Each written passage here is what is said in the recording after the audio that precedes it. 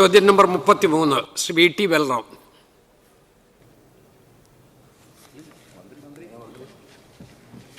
ശ്രീ മനോജ് മൂത്തേട, ബഹുമാനപ്പെട്ട മന്ത്രി. കണ്ടില്ല, കൈപൊക്കി. ചോദ്യം നമ്പർ 33A.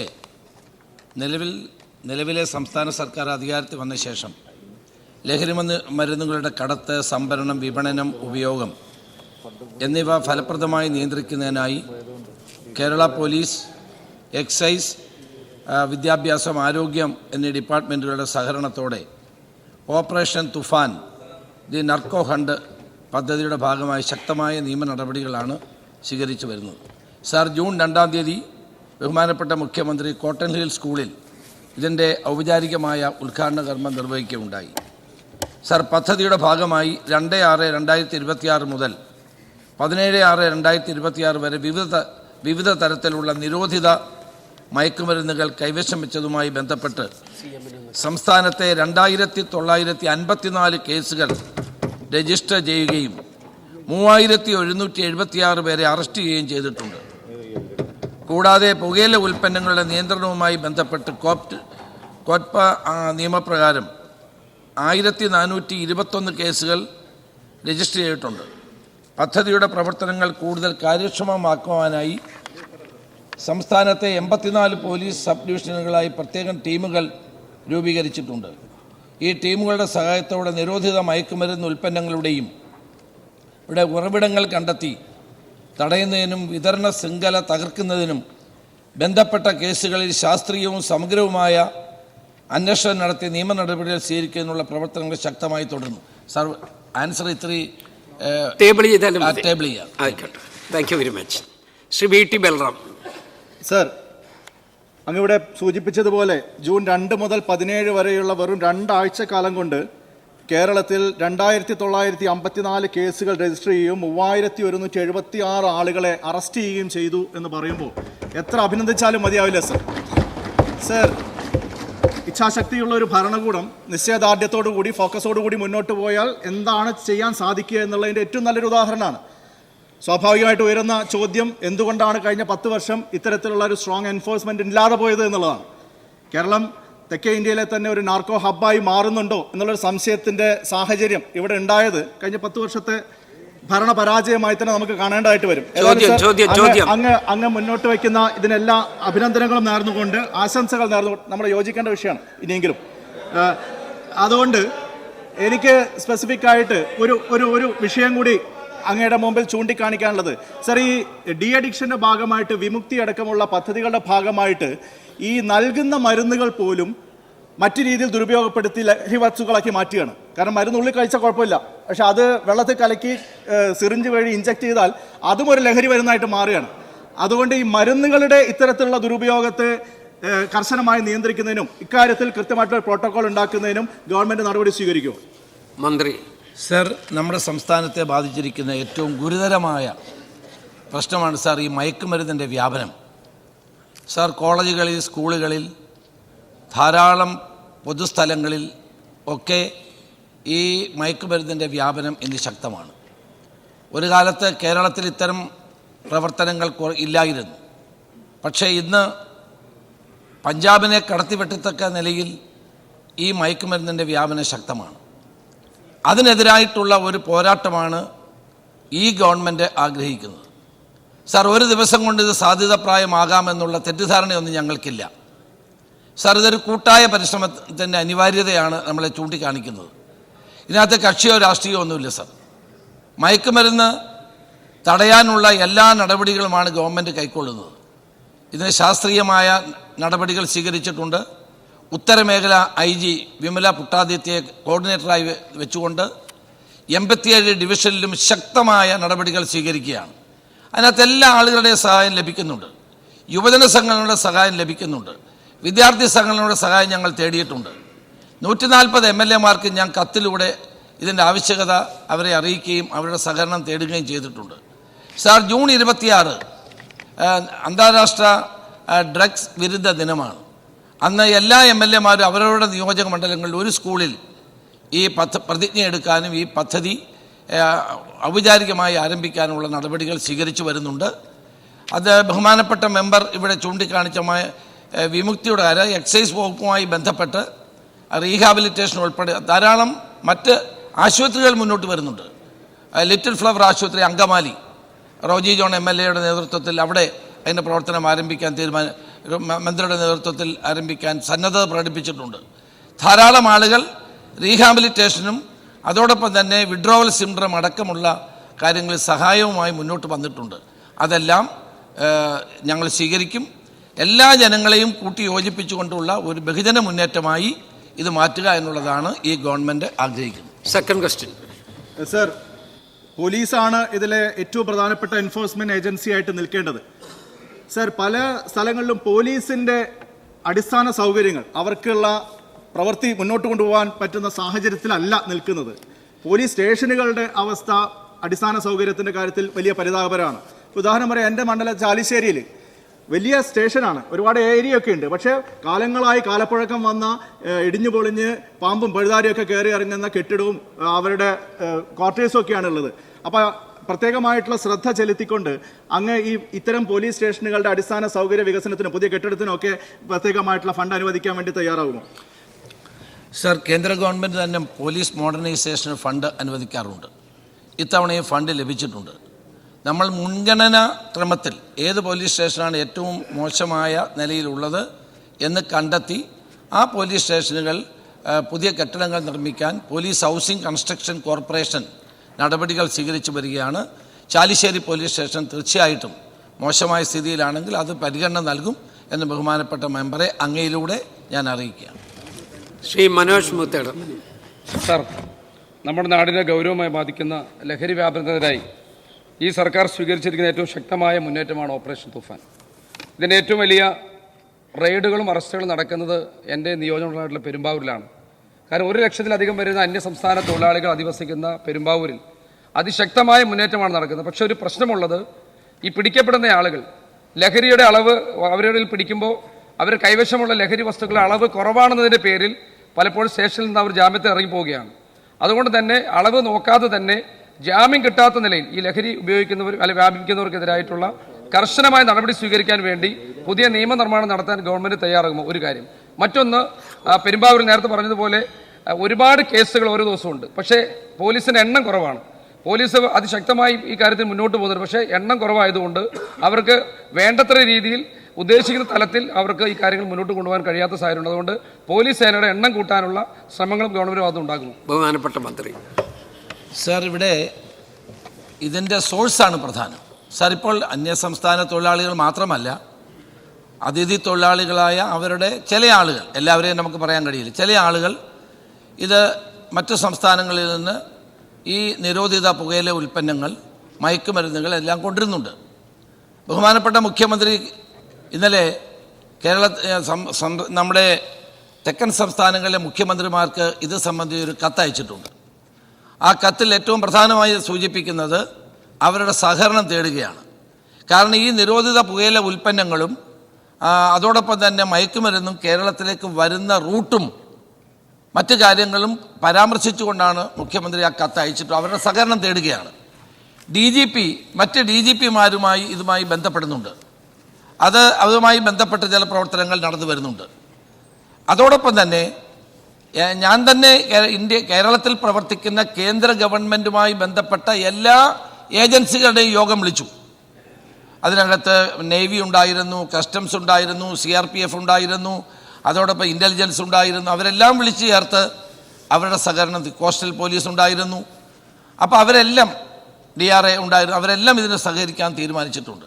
സാർ, നമ്മൾ വളരെ സജ്ജമായ നിലയിൽ, ആസൂത്രിതമായ നിലയിൽ മറ്റ് സംസ്ഥാനങ്ങളിൽ നിന്നും മറ്റ് രാജ്യങ്ങളിൽ നിന്നും സാർ 2 വിദേശ പൗരന്മാരെ അറസ്റ്റ് ചെയ്തു. പത്തനംതിട്ടയിൽ പന്തളം പോലീസാണ്.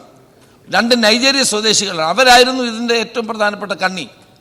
ഒരാളെ ഡൽഹിയിൽ കേരള പോലീസ് പോയി ഡൽഹിയിൽ വെച്ച് വളരെ ശ്രമകരമായ നിലയിൽ ഫൈറ്റ് ചെയ്ത് അവരെ അറസ്റ്റ് ചെയ്തു. ഒരു നൈജീരിയ യുവതിയെ ബാംഗ്ലൂരിൽ നിന്ന് വളരെ ശ്രമകരമായ നിലയിൽ കേരള പോലീസ് പോയി അറസ്റ്റ് ചെയ്തു. അപ്പം നമ്മളതിൻ്റെ സോഴ്സിലേക്ക് പോവുകയാണ്. പെരുമ്പാവൂർ ഇതിൻ്റെ ഒരു കേന്ദ്രമാണ്. അതുകൊണ്ടാണ് പോലീസ് വളരെ ശക്തമായ നിലപാട് അവിടെ എടുക്കുകയും അത് എല്ലാ പത്രമാധ്യമങ്ങളും പോലീസിൻ്റെ ആ നടപടിയെ അഭിനന്ദിക്കുകയും ചെയ്തു. ശക്തമായ നടപടിയുമായിട്ട് മുന്നോട്ട് പോവുകയാണ്. ബഹുമാനപ്പെട്ട മെമ്പർ മനോജ് മുത്തേടൻ ഇവിടെ ചൂണ്ടിക്കാണിച്ച പോലെ ശക്തമായി തന്നെ മുന്നോട്ട് പോകും. അദ്ദേഹം ഇവിടെ സൂചിപ്പിച്ച ഒരു കാര്യം ശരിയാണ് സാർ. NDPS ആക്ട് കേന്ദ്ര ആക്റ്റാണ്. കേന്ദ്ര ആക്ടിൽ കൈവശം വെക്കാവുന്ന ക്വാണ്ടിറ്റിയെ പറ്റി പറയുന്നുണ്ട്. അതാണ് നമ്മുടെ ഏറ്റവും വലിയ പ്രശ്നം. ഞാൻ നേരത്തെ ആഭ്യന്തരമന്ത്രിയായിരുന്ന കാലത്തും ഞാനിത് കേന്ദ്ര ഗവൺമെൻറ് ശ്രദ്ധയപ്പെടുത്തിയതാണ്. പക്ഷെ അവരത് നിരോധിക്കാത്തതിൻ്റെ കാരണം ചില മരുന്നുകൾക്ക് ഇത് പ്രയോജനപ്പെടുമെന്നുള്ള ഒരു വശം ഉണ്ട് എന്നുള്ളത് കൊണ്ടാണ് കേന്ദ്ര ആഭ്യന്തരമന്ത്രി അന്ന് രാജ്നാഥ് സിംഗ് എന്ന് അദ്ദേഹം എന്നോട് പറഞ്ഞത്. എങ്കിലും MP-മാരുടെ യോഗത്തിൽ ഞങ്ങൾ ആ കാര്യം ഉന്നയിക്കും. കേന്ദ്ര ഗവൺമെൻറ് നിയമ ഭേദഗതി വരുത്തണം. രാജ്യത്തിൻ്റെ ഭാവിയെ, തലമുറയെ ഓർത്തുകൊണ്ട് ഈ മയക്കുമരുന്ന് വ്യാപനം നടത്തുന്ന, വിൽപ്പന നടത്തുന്ന, ഉപയോഗിക്കുന്നവരെ കർശനമായി ശിക്ഷിക്കാൻ NDPS ആക്ടിൽ മാറ്റം വരുത്തണമെന്ന് ആവശ്യപ്പെടുന്നു.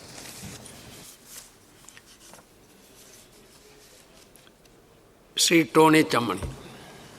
സാർ, കേരളത്തിൻ്റെ വർത്തമാനകാലം നേരിടുന്ന ഏറ്റവും വലിയ വെല്ലുവിളിയാണ് ലഹരിയുടെ വ്യാപനം. അവ തടയുന്നതിന് വേണ്ടി ഗവൺമെൻറ് ആരംഭിച്ചിട്ടുള്ള ഓപ്പറേഷൻ തുഫാൻ ഈ ദിശയിൽ വലിയ പ്രതീക്ഷ നൽകുന്നതാണ്. പക്ഷേ അപ്പോൾ അതൊരു അടുത്ത ഘട്ടമായി യുവജനങ്ങൾക്കും വിദ്യാർത്ഥികൾക്കും ബോധവൽക്കരണം നൽകുന്നതിന് വേണ്ടി എന്തെങ്കിലും പദ്ധതികൾ ആവിഷ്കരിക്കുന്നുണ്ടോ? മറ്റു വിവിധ സർക്കാർ വകുപ്പുകളുമായി ചേർന്ന് കർമ്മപദ്ധതികൾ ആരംഭിക്കുന്നുണ്ടോ? അതിനെ സംബന്ധിച്ച് ഒരു വിശദീകരണം. സാർ, ഇത് വളരെ പ്രധാനപ്പെട്ട ചോദ്യമാണ് ശ്രീ ചമ്മണി ഉന്നയിച്ചത്. നമ്മുടെ യുവാക്കളിൽ ഒരു അവബോധം വളർത്തിയെടുക്കേണ്ടത് ആവശ്യമാണ്. സോ അതിനുവേണ്ടി ഞങ്ങൾ ഗവൺമെൻറ് യുവജന വിദ്യാർത്ഥി സംഘടനകളുടെ പ്രതിനിധികളെ വിളിക്കാൻ ഉദ്ദേശിക്കുന്നുണ്ട്. എല്ലാവരെയും സഹകരിപ്പിച്ചുകൊണ്ട്, അതിനകത്തൊന്നും ഒരു രാഷ്ട്രീയവുമില്ല, എല്ലാവരെയും യോജിപ്പിച്ചുകൊണ്ട് സന്നദ്ധ സംഘടനകൾ, സാമൂഹ്യ പ്രസ്ഥാനങ്ങൾ, അതോടൊപ്പം തന്നെ മതസംഘടനകൾ എല്ലാവർക്കും അവരുടേതായ പങ്ക് വഹിക്കാൻ കഴിയും. അവരെല്ലാം യോജിപ്പിച്ചുകൊണ്ട് മുന്നോട്ട് പോവുകയാണ്. സാർ, ഇപ്പം ഞങ്ങൾ ഇത് 3 ഘട്ടമാണ് സാർ. ഒന്ന്, തുഫാൻ ഹണ്ട്. തുഫാനിലൂടെ ആളുകളെ നിയമവിരുദ്ധമായി പ്രവർത്തിക്കുന്ന ആളുകളെ കണ്ടെത്തുക, അറസ്റ്റ് ചെയ്യുക, നിയമത്തിന് മുമ്പിൽ കൊണ്ടുവരിക. 2, തുഫാൻ വാരിയേഴ്സ്. അത് നമ്മുടെ സമൂഹത്തിൽ ഏറ്റവും പ്രധാനപ്പെട്ട എല്ലാവരെയും തുഫാൻ വാരിയേഴ്സ് ആക്കുക. അതിനകത്ത് ഭേദവ്യത്യാസങ്ങളില്ല.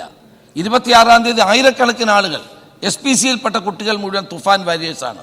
സമൂഹത്തിലെ പ്രധാനപ്പെട്ട ആളുകളെല്ലാം തുഫാൻ വാരിയേഴ്സ് ആക്കുന്നു. അതൊരു സന്ദേശം നൽകും. ഞങ്ങളെല്ലാം ഇതിനെതിരാണ് എന്നുള്ള സന്ദേശം നൽകാൻ വേണ്ടി, മുന്നിൽ നിർത്താൻ വേണ്ടി തുഫാൻ വാരിയേഴ്സ് ഉണ്ടാക്കുന്നു. കേരളത്തിൽ 1 മില്യൺ തുഫാൻ വാളണ്ടിയേഴ്സിനെ ഉണ്ടാക്കുകയാണ് നമ്മുടെ ലക്ഷ്യം. 3-ാമത്തേത് തുഫാൻ കെയർ എന്ന് വെച്ചാൽ ഇവരുടെ റീഹാബിലിറ്റേഷൻ ഉൾപ്പെടെയുള്ള കാര്യങ്ങൾ. അപ്പോൾ യുവജന വിദ്യാർത്ഥി സംഘടനകളുടെ ഒരു പ്രധാനപ്പെട്ട ഘടകമാണ് സാർ. അവരെ കൂടി ഉൾപ്പെടുത്തിക്കൊണ്ടുള്ള ഒരു പദ്ധതി തന്നെയാണ് ഇത് എന്ന് ബഹുമാനപ്പെട്ട അംഗം ശ്രീ ടോണി ചമ്മണിയെ ഞാൻ അറിയിക്കുന്നു. ശ്രീ മുഹമ്മദ് ഷിയാസ്. സാർ, ഈ ആധുനിക കാലഘട്ടത്തിൽ ഏറ്റവും കൂടുതൽ നമ്മൾ നേരിടുന്ന വെല്ലുവിളിയാണ് ലഹരിയുടെ ഉപയോഗം. പ്രത്യേകിച്ചും കൊച്ചി പോലെയുള്ള ഒരു പ്രദേശത്ത് ലഹരിയുടെ ഹബ്ബാക്കി മാറ്റാൻ വേണ്ടിയിട്ടുള്ള വലിയ ശ്രമങ്ങൾ നടന്നുകൊണ്ടിരിക്കുകയാണ്.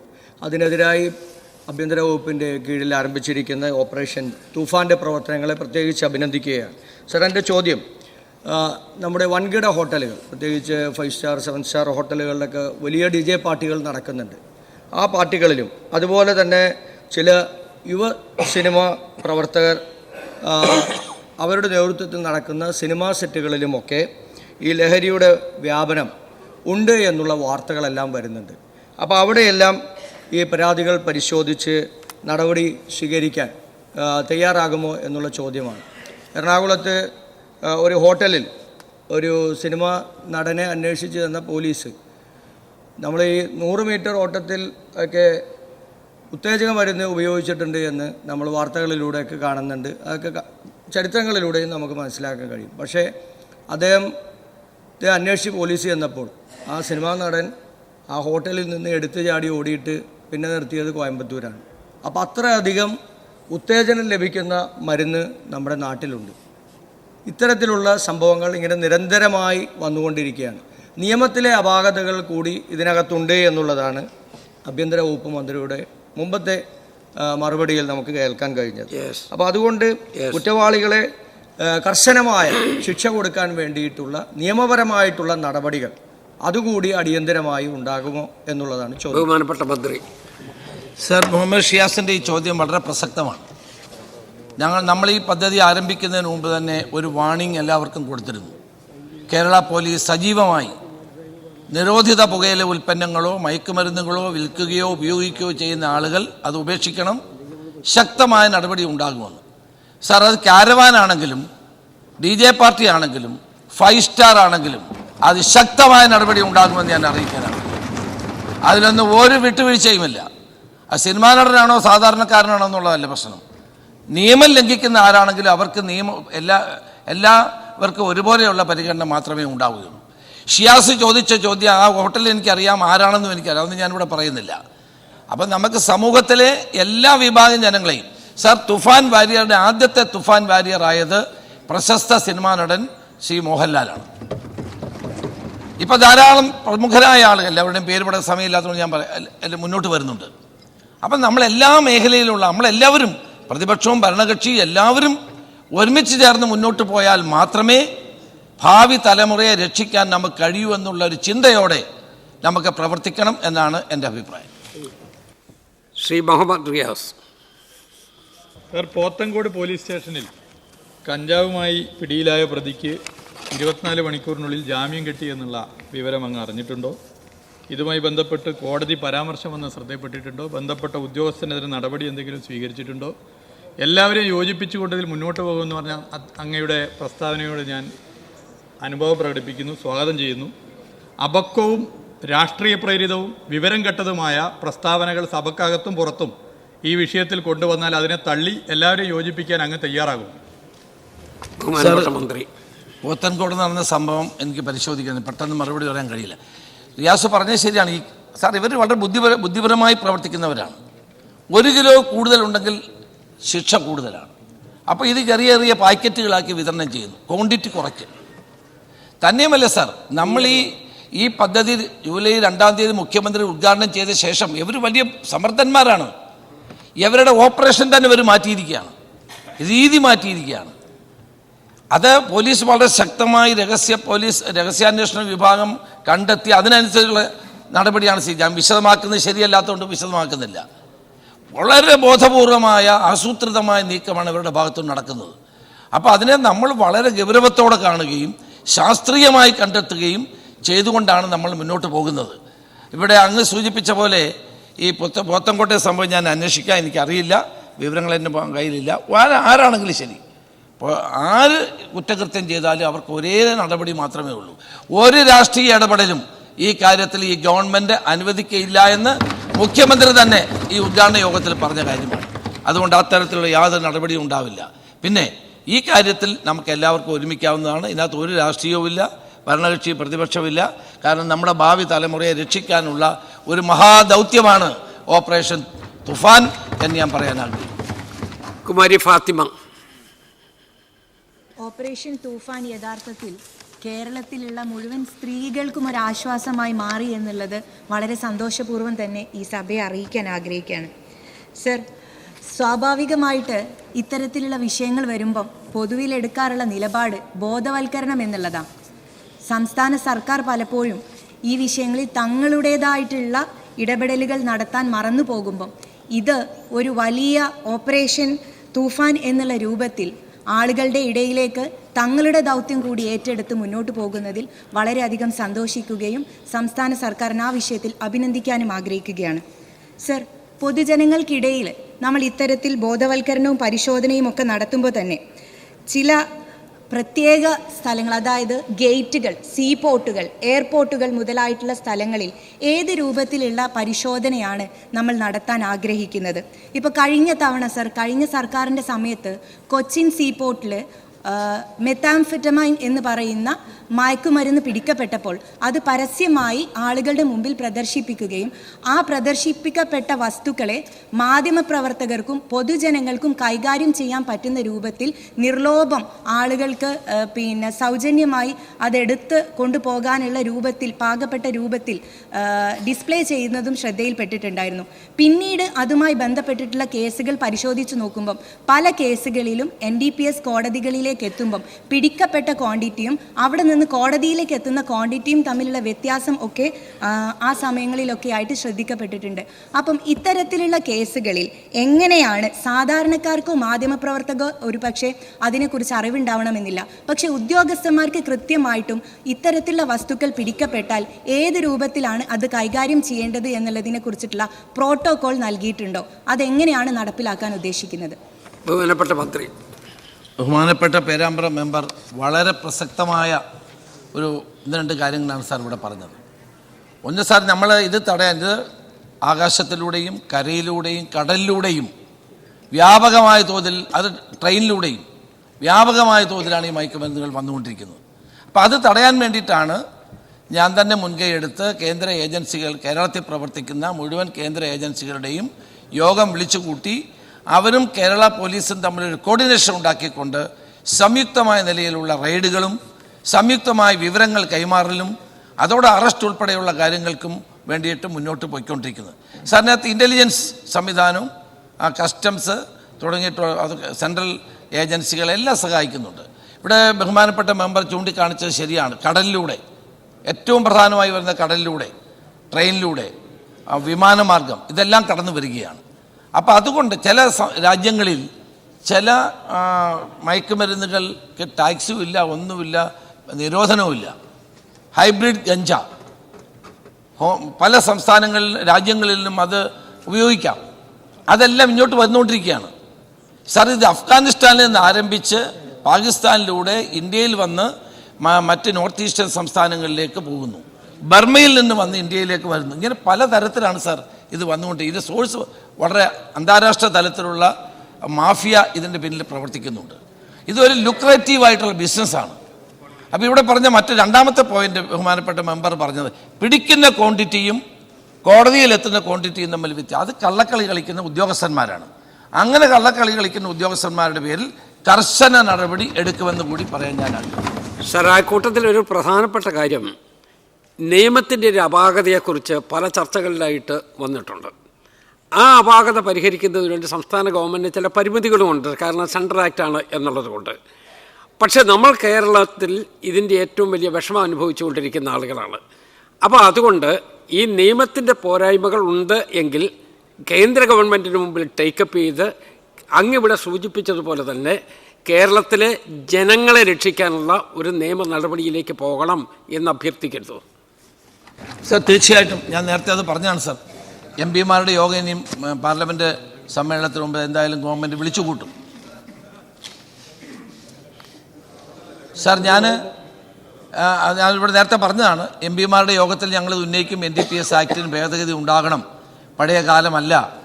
ഇന്ന് വ്യാപകമായി, കേരളം മാത്രമല്ല ഇന്ത്യയിലെ എല്ലാ സംസ്ഥാനങ്ങളും, സാർ ജമ്മു കാശ്മീരിൽ അവിടുത്തെ മുഖ്യമന്ത്രിയും ഗവർണറും ഒരുമിച്ചിറങ്ങിയിട്ടാണ് ഈ ഇത്തരത്തിലുള്ള ഒരു ഹണ്ട് നടത്തിയത്.